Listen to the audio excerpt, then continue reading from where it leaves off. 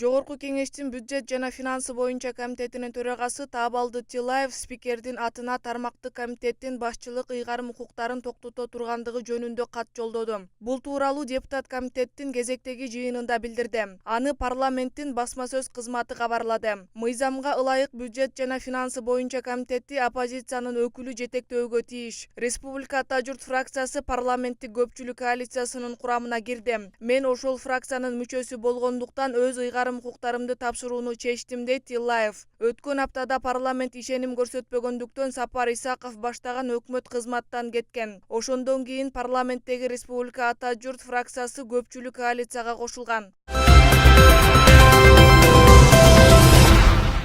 Бишкектин Октябрь райондук соту паракорлукка шектүү башкы прокуратуранын 3 кызмат адамына жана Чүй облустук милициясынын 2 ыкчам кызматкерине карата өкүм чыгарды. Бул тууралуу маалымат ушул мекемеден алынды. Маалыматка ылайык Чүй облустук милициясынын 5 башкармалыгынын кызматкери СК, ушул эле мекеменин улуг ыкчам кызматкери КД, башкы прокуратуранын коррупцияга каршы аракеттенүү башкармалыгынын башчысы ИА жана дагы 2 прокурор пара талап кылуу боюнча күнөөлүү деп табылган. Тергөөдө алар кылмышка шектүүлөрдөн $80,000 пара талап кылганы аныкталган. Сот милициянын 2 ыкчам кызматкерин жана башкы прокуратуранын башкармалыгынын башчысын үй мүлкүн мамлекетке алуу менен 13 жылга, 2 прокурорду 7 жылга эркинен ажыратты.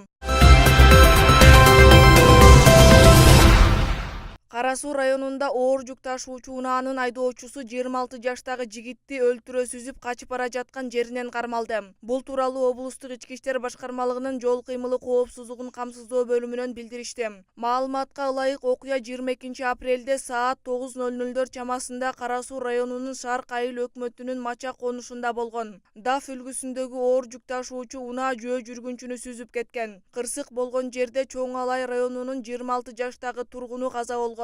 Аймактык тескөөчүлөрдүн жана криминалдык милиция бөлүмүнүн кызматкерлеринин ыкчам аракети менен Жайыл районунун 45 жаштагы тургуну Өзгөн районунда колго түштү. Ал изин жашыруу үчүн Бишкек шаарын көздөй качып бара жаткан деп айтылат маалыматта. Учурда бул факты боюнча тергөө иштери жүрүүдө.